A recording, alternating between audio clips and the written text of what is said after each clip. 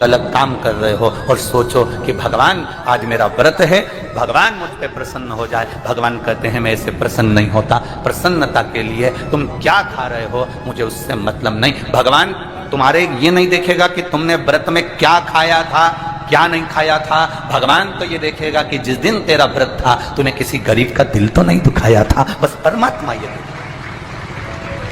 भगवान केवल इतना देखेगा कि तुमने, भगवान ये नहीं देखेगा कि सावन महीने में जो एकादशी पड़ी थी उसमें इसने क्या खाया था, हिसाब लगाओ क्या क्या खाया था। तो तुम्हारा हिसाब थोड़ी ना लगाया जाएगा कि साबूदाने की खिचड़ी खाई थी कि बगर खाया था कि पूड़ी खाई थी कि वेपर्स खाया था कि तुमने ये खाया कि खीर बना के खाई। भगवान ये हिसाब नहीं देखेगा। भगवान ये देखेगा कि इसकी एकादशी का व्रत था, इसका प्रदोष का व्रत था, इसका सोमवार का व्रत था, इसका शिवरात्रि का व्रत था, इसका सोमवार की अष्टमी का व्रत था, इसने किसी का दिल दुखाया था कि नहीं दुखाया जा। ये भगवान देखेगा। तुम्हारे खाने को नहीं देखता भगवान, तुम्हारे उस व्यवहार को देखता है कि व्रत वाले दिन तुमने भजन कितना किया, व्रत वाले दिन किसी गरीब का दिल तो नहीं दुखाया, व्रत वाले दिन तुमने किसी के हृदय को चोट तो नहीं पहुंचाई, व्रत वाले दिन तुमने किसी को अपशब्द तो नहीं कहा, व्रत वाले दिन तुमने कोई आड़ा टेढ़ा कार्य तो नहीं करा। इसलिए परमात्मा के व्रत के साथ में एक नियम भारी रखो। आज अगर मेरा व्रत है, मैं अगर कुछ छोड़ भी रही हूँ, कुछ खा भी रही हूँ, तो ये विचार करना कि मैं किसी के दिल को ना दुखाऊं, मैं किसी के हृदय को चोट ना पहुंचाऊं,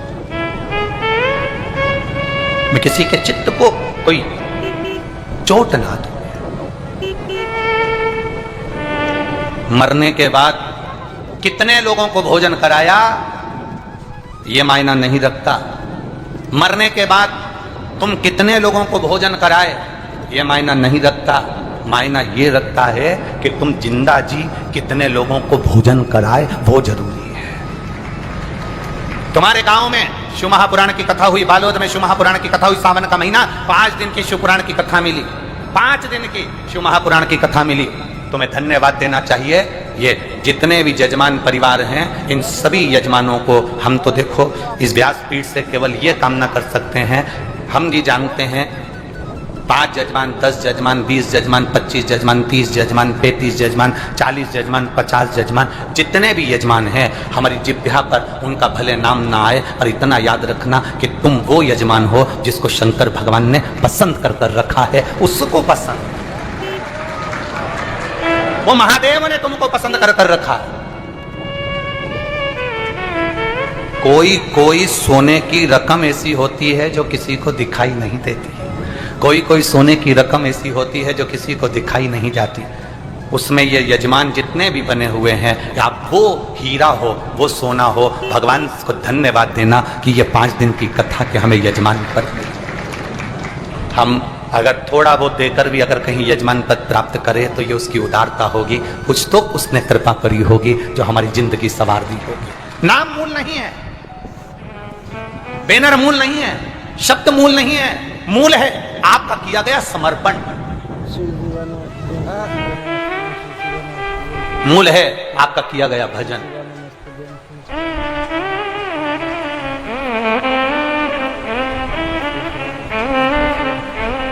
मूल भगवत स्मरण है।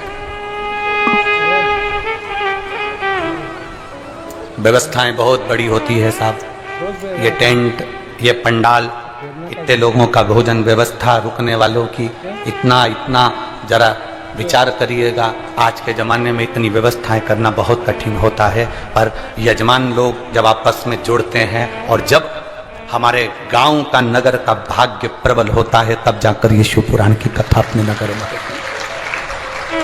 तब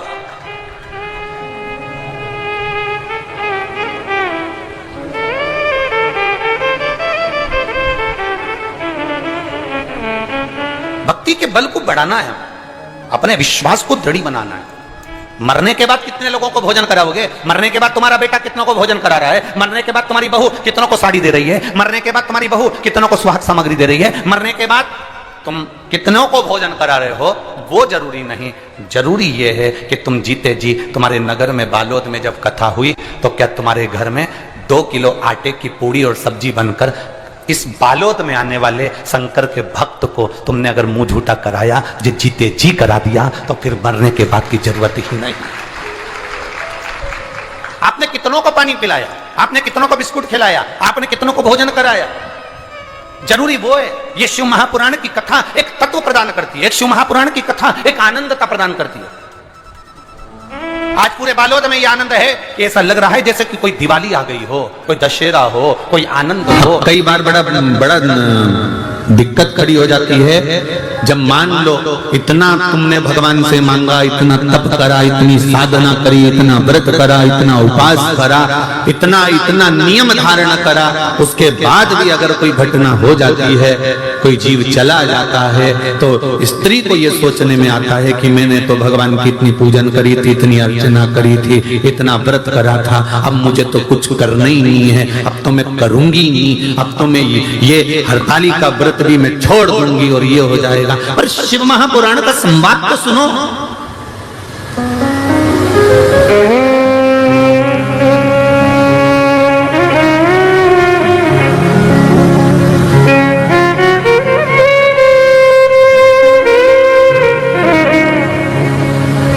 एक बात हमने पहले भी कथा में कही और हिंगोली वाले को लोग सुन लो जरा अच्छे से, सरसों का तेल डाल के सुनना, सब अच्छे से सुन लेना, जो पहले कहा या फिर कह रहा है। भगवान नहीं सुन रहा ना, फिर भी उसके मंदिर जाते रहो।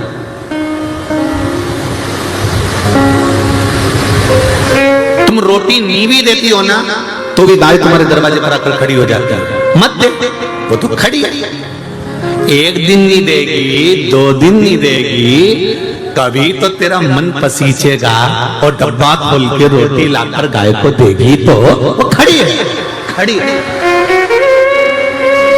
कभी तो मन पसीचेगा ना, कभी तो मन करेगा, कभी तो उसके मन में आएगा, तो वो तो खड़ी है, तो खड़ी है, तुमने तो गई और लाके रोटी दे दी।